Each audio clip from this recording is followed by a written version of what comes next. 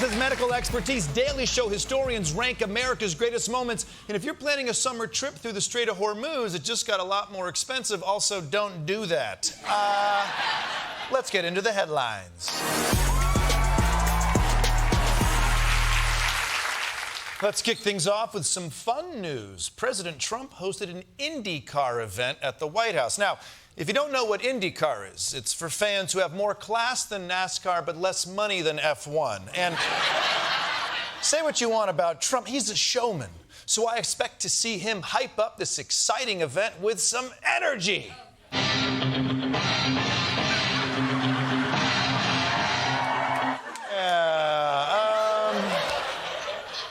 Maybe it doesn't have that eye of the tiger energy.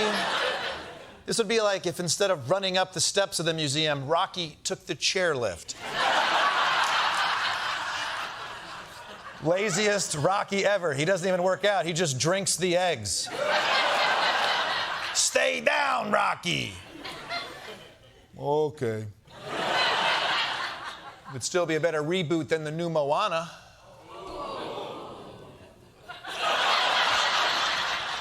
Oh, poor Disney.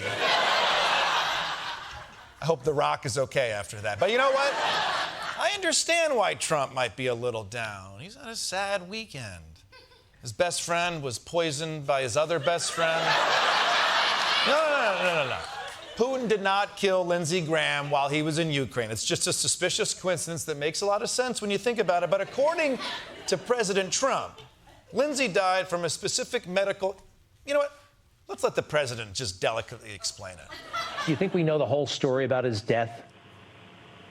Well, I think we do. We've had great doctors, and they talked about, a certain part of his body literally blew up.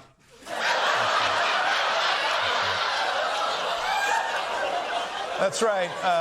Part of his body blew up. The New England Journal of Medicine calls it spontaneous kablooey syndrome.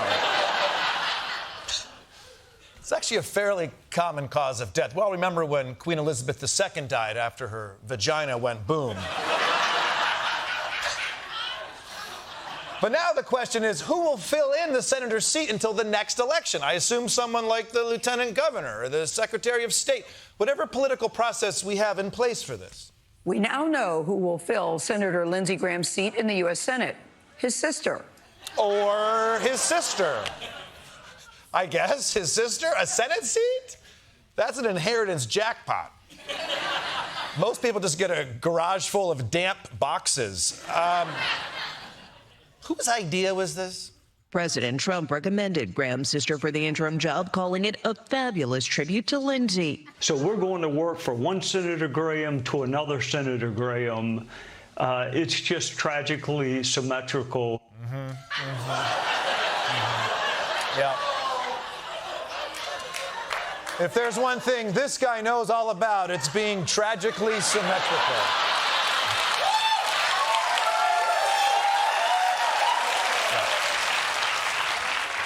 But for real, I disagree with this guy who looks like a fingerling potato that they put a dollop of cream on top of.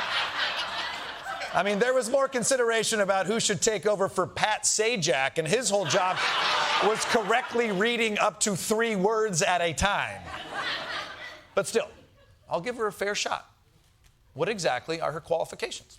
Darlene Graham-Nordone has more than 2 decades of experience in government. She is a commissioner of the South Carolina Commission for the Blind. She was business service director and communications director for the South Carolina Department of Employment and Workforce and is president-elect of the National Council of State Agencies for the Blind. Psh, no surprise there. Another giveaway to the all-powerful blind people lobby. I hope everyone bought stock in that company that makes those sticks they're always tapping on the sidewalk.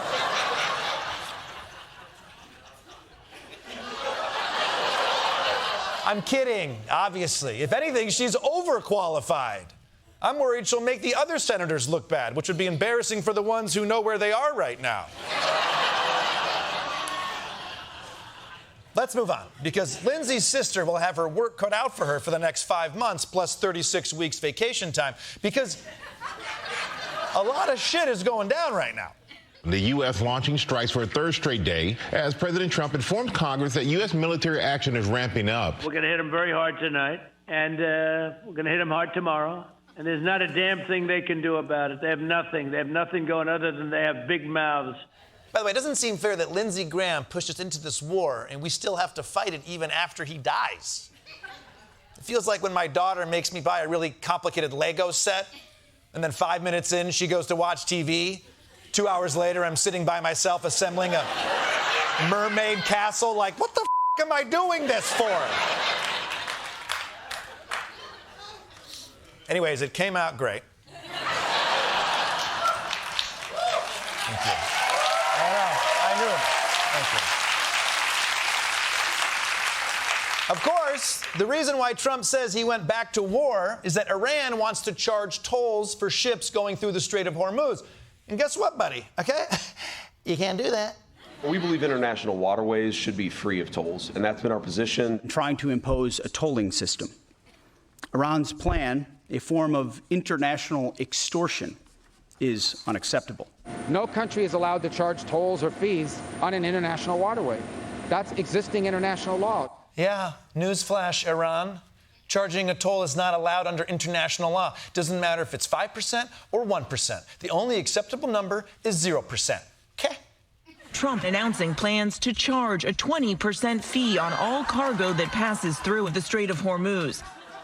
We're charging 20%? That's like twice what I give a waiter. But maybe 20% is reasonable. What kind of damage are we talking about here? Just a couple $100? If Trump's fee goes into effect, a massive oil tanker transporting 2 million barrels could have to pay the U.S. upwards of $32 million. $32 million. Jesus. Although if you sign up for Easy Pass, it's only 29.1. So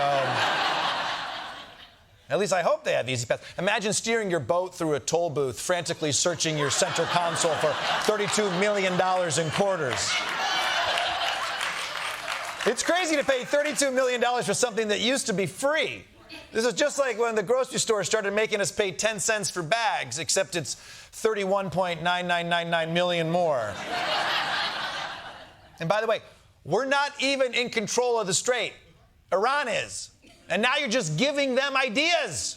Its foreign minister wrote on social media the following, quote, "The president is absolutely right. Whoever provides secure and safe passage of commercial vessels through the Strait of Hormuz should be compensated for their service. 20%, of course, is too much. We will be fair."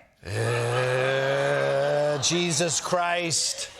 How did we end up like this? We're a global superpower and we're haggling over tolls with the Iranians? We're not going to beat the Iranians at haggling. They invented it. And putting raisins on rice.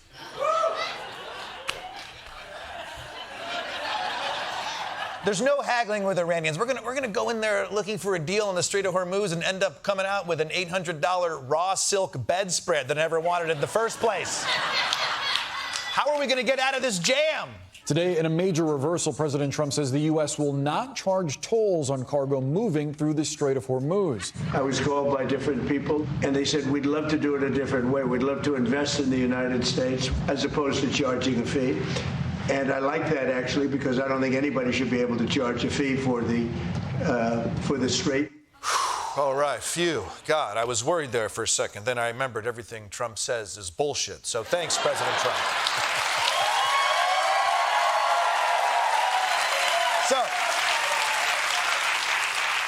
in summary, the bottom line is we're back at war with Iran to stop them from charging tolls that they weren't charging before we went to war with them, so that nobody can charge tolls except we want to charge tolls. Can anything be more embarrassing than this? Going even further, Trump declaring the U.S. will soon become, quote, the guardian of the Hormuz Strait. Guardian of the Hormuz Strait.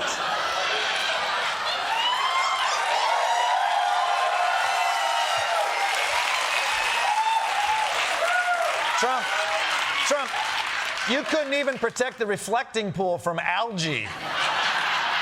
So the guardian of the strait is a pretty fancy term for a toll booth collector. Some dude's in the middle of I-95 right now. Hey, I'm kind of the Lord Protector of the New Jersey Turnpike. What you gonna do about it?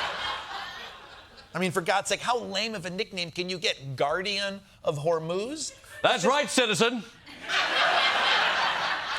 What? Who is that? It is I, the guardian of the Strait of Hormuz.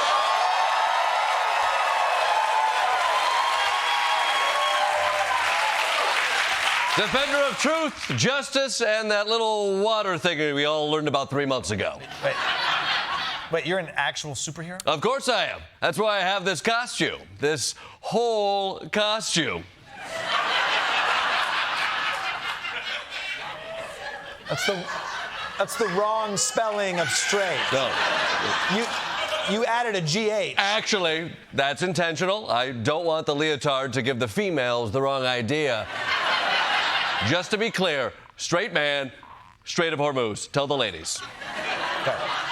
So your mandate is to protect the shipping lanes? That's right. When I'm here, every ship will be safe from missiles. Holy shit. I thought you were protecting the strait from missiles. Well, not for free, I'm not. Gonna need a little something for my services. Luckily, I do take Apple Pay. Well, that doesn't seem very noble. I mean, Spider-Man doesn't charge people to help them. Yeah, because that broke, sticky bitch lives with his aunt. No, thank you. I need an apartment to bring the ladies home, remember? Did you tell the ladies I'm straight? No, I'm still talking to you. Okay.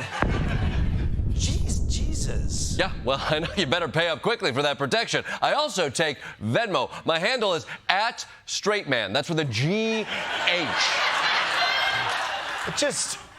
It feels sketchy to charge people to save them. Yeah, guess what? Not all of us are Batman inheriting our dead parents' fortune, okay? Wow, it's just me and my butler in this giant freaking mansion. Well, suck on it, Bruce.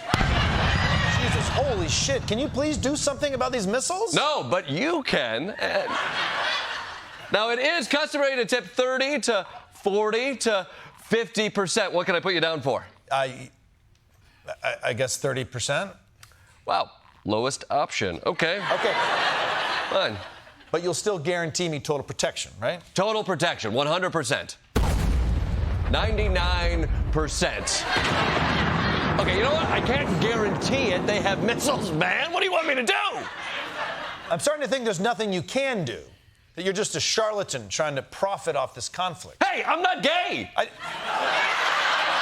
I didn't say you were. Good. Now tell the ladies. The Guardian of Hormuz, everybody.